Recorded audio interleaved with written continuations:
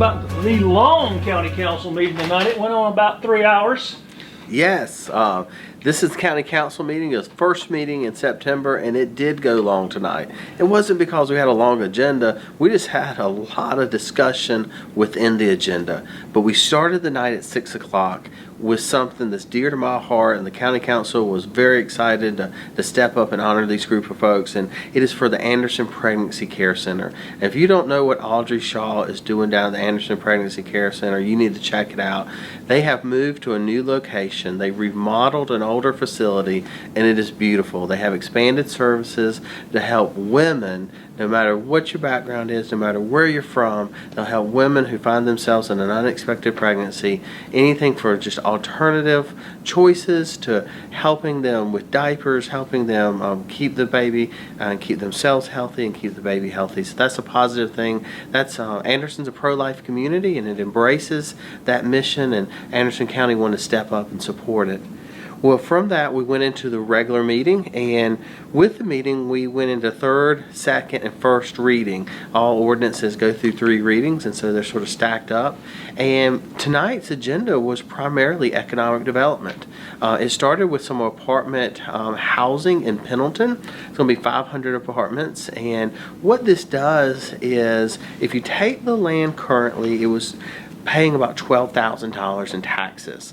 Once this development goes on there, they'll be paying about $800,000 in taxes. And so now normally they'd be paying about $1.6 million in taxes.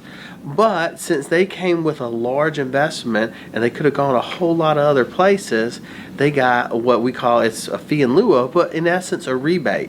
So that was highly debated tonight, because what we as council always want to know is, are we getting the best deal for the taxpayer? Would these people pay more taxes to come? Would these people potentially go to another county if we did not work a deal with them? So in every instance, the county council is trying to make the best deal for the taxpayers of Anderson County, because when we can pick up additional revenue from entities like that, then it spreads the tax base for everybody to have lower taxes over time. But at the same time, we don't want to give away the farm. We want to make sure that we are negotiating with our fiduciary duty on the best behalf of the county. So, and Pendleton has had a real lack of housing for families and stuff. I mean, just regular families that, may both be working and all, looking for nice housing in Pendleton. Pendleton's just expanded their town limits for the first time in history. And they've got more, and with Arthrex and the other big companies around, the only real housing expansion in Pendleton in recent years has been like student housing for Clemson. Yep. So this is an important thing for the town of Pendleton, to have housing for people who want to live in Pendleton. And this is an area that I stress to people all the time. If you live in the city of Anderson, or you live in Belton, or you live in Ivy, or you live in Pendleton, you still live in the county. All these entities exist in the county. So when Pendleton called us and said, we believe this is a good deal for our town, we want you to negotiate on our behalf and work with us, then we wanted to step up. Yeah, so Pendleton asked us to work with them on it. It was a good project. It had some dissent on council, had a lot of debate, but it ultimately moved forward. From there, we went into other joint county arrangements, which is, in my mind, a lot of paperwork that's corresponding with other counties for economic development projects. And then the hot topic of the night was the first reading of the road fee. And this has been discussed all around the county at different meetings, and initially it was thrown out as $25 a car. They talked about exemptions for people over 64. They talked about exemptions for potentially veterans or disabled. And everybody had a robust debate about that. Most people agree we have to find something to do with paving our roads. The state passed the sales tax, and they'll ultimately pave state roads, but that doesn't pave county roads. So we had to look at that procedure. And when discussing the road fee, we found that there was different opinions on how it should be implemented, but it all came back to people agreed that something needs to ultimately be done with the roads. Now, whether you're in favor of the tax or against the tax, most people understand at the end of the day we have to do something with the roads.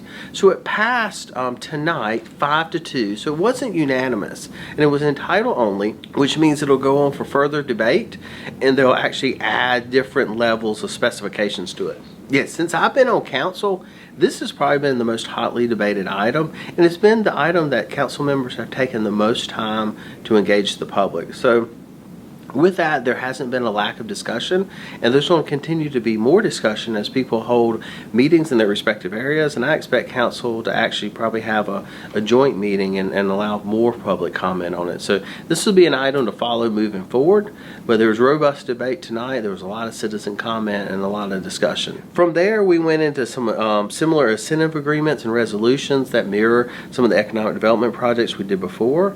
We approved a bid that will improve the Chris Taylor Park at the Anderson Civic Center, and this was paid for with what we call A-tax money. That's money collected when people outside the county stay in hotels. So that's a positive thing for our county to upgrade a widely used park near the Civic Center. We also approved and voted on voter registration and elections, where we're going to be getting new voting machines to go to all the precincts throughout the county, and these are vetted by the state, Homeland Security, the federal government. One of the core things of government is you want to make sure that elections are fair and they're transparent and that the machines are doing exactly what we want to, and so periodically that requires an upgrade. From there, we accepted some roads into the county inventory based on meeting requirements and being finished in the inventory. And then we had a lengthy report from the public safety meeting where we talked about radio fees for correspondence between the different towns. We talked about inmate health services at the jail. We talked about medical control for EMS. And we talked about new franchise agreements. Yes, we talked about safety on the East-West Parkway, and one of my biggest concerns is at the Applebee's on Main Street to Ingalls on 81 to even the movie theater. We're going to be extending the parkway, and more people are going to be crossing these roads. More people are going to be running and walking. So whether you have chest pains or you might have a strange person following you or there's traffic, we want to make sure that you have the ability to call for help, maybe at a blue station or a red light station. Like the ones they have at the track at the hospital? Yeah, very similar to the blue light stations they have at the hospital. So that there'd be one readily accessible at reasonable intervals. From there, we made some appointments to some boards that help the county, and then we also made some allocations to some nonprofits that do some good work.